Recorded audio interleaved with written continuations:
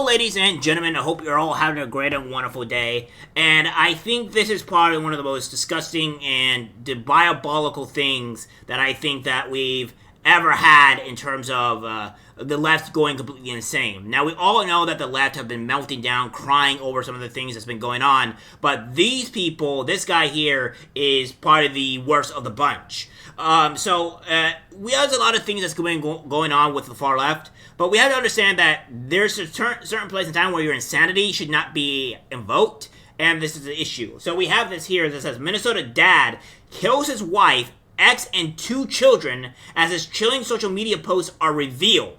So that's what's going on here. So before we get into this, we're going to really kind of explain on what the actual insanity here is.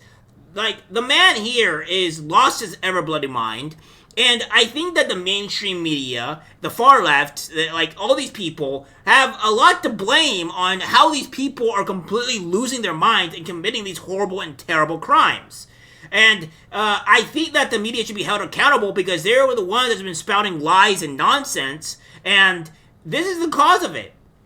It goes on to say here that a man has killed his wife, ex-partner, and 2 sons in a devastating murder-suicide, which has shattered a tight-knit community. Anthony Nephew, 46, was found deceased with a self-inflicted gunshot and wound inside his home on West 6th Street in Duluth, Minnesota on Thursday afternoon. 3 years before his death, he spoke candidly about the mental health crisis in the United States, warning breakdowns lead to suicide or homicide before suicide. His wife, 45-year-old Catherine Ramsland, and 7-year-old son Oliver were found deceased with gunshot wounds inside the home they shared with the nephew.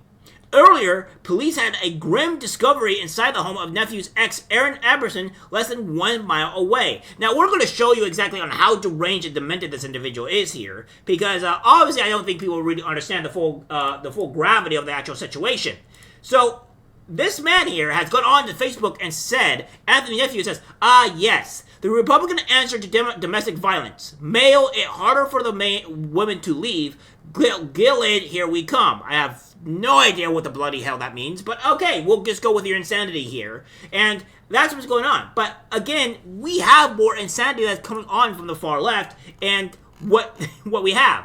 Of course, we have this here, say, responding to a welfare call about 2 p.m., police found 47-year-old Amerson and her 15-year-old son, Jacob Nephew, deceased with multiple gunshot wounds. The blended family had appeared close. Catherine, who went by Kat, was often sharing public messages on Facebook about Aaron.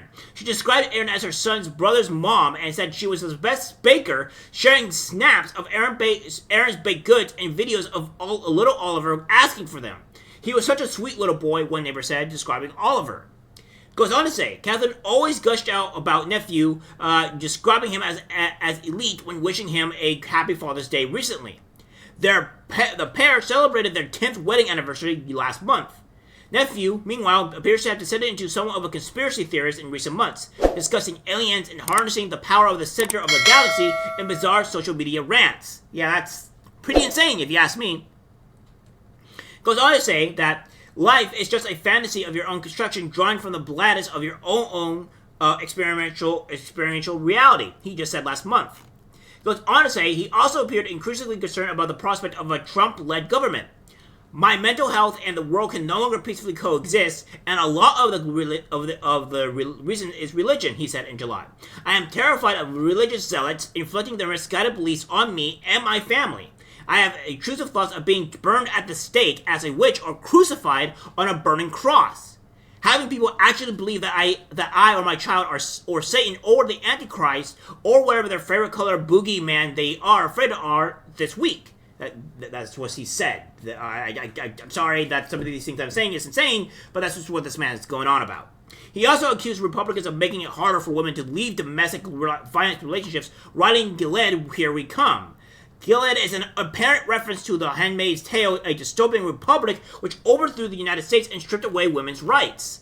And then he goes on to say he's spoken candidly about his mental health struggles for years, describing himself in 2022 as a suicide survivor and penning a column in the Duluth News Tribune about the importance of mental illness healthcare.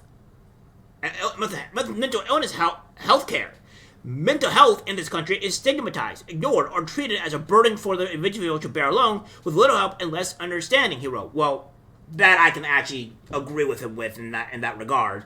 Americans deny they have mental health struggles because they have to, because they're told to, or because they don't realize their mind is broken. That, again, I would also agree with, unfortunately. Am I insane? Hopefully not. Finally, the synapses overload and they suffer a breakdown. For most of us, that's the best end result. For millions of Americans, a breakdown leads to suicide or suicide or homicide before suicide, which is kind of attributing here what's going on. And it goes on. Finally, it has to say that the Duluth Police Department said in a statement, "Our thoughts and prayers go out to the victims' families and loved ones involved in this tragic event." So, yeah, this is what we have here. This guy is clearly obviously insane. He has mental health issues. He has some other problems. Now, some of the things I do agree with him with, unfortunately, which is going to make me question my sanity here in a little bit. But, yeah, we have to start blaming the mainstream media about this. Because, again, if you go look at this is what Whoopi Goldberg and the people on The View have been saying specifically about the people on the other side. Gonna, say, oh, you're with a white guy, I'm gonna keep you from being deported. No, he's gonna deport you and put the white guy with someone else. The man is out there. And then continues to go on and say that, not Whoopi Goldberg, but Kamala Harris goes on to say that Trump's a fascist and all this other stuff, and it's making these things in these people's heads that are like, oh, this is completely okay. This is really what it's okay to think. Or, this is not an issue. Because the Democratic Party and the mainstream media has really been agreeing with the insanity that they've been spewing, and people like this person here goes and commit these tragedies. Donald Trump is someone who, I quote, certainly falls into the general definition of fascists, who in fact vowed to be a dictator on day one and vowed to use the military as his personal militia. Donald Trump is increasingly unhinged and unstable.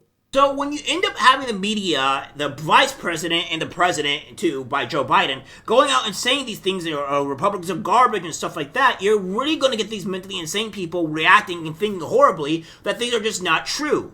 And this is part of the reason why I say that the mainstream media needs to be held accountable for this. Because it's like, oh, we're not part of it. Well, then why are you saying these things? They've been going on to this stuff and saying this insanity. And then this guy goes and commits a horrific crime, killing his sons and his entire family, then himself.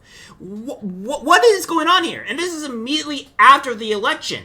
This is insane here, guys. This is not normal. This is not what people do. And this is that's insanity. This guy does it immediately after the election, after Donald Trump gets elected, and we need to fix these problems, and the mainstream media needs to be held accountable. Some of these people need to be held accountable because this is massive psychosis. This is a huge problem in our country, and the mainstream media has, honestly, at this point, blood on their hands because they keep on saying this stuff. They're the ones that have been promoting violence this entire time, and they're making these people more deranged than they should be. And that's the reason why I think the mainstream media should be held accountable for all these actions. Alright, guys, that's it for the video. Like, subscribe, share. As always, take care, and understand the reality of where we're at here, because this is just completely insane. I'm disgusted by what I see in public. Even people closest to us can't be trusted, because it's algorithmic disease, the social media.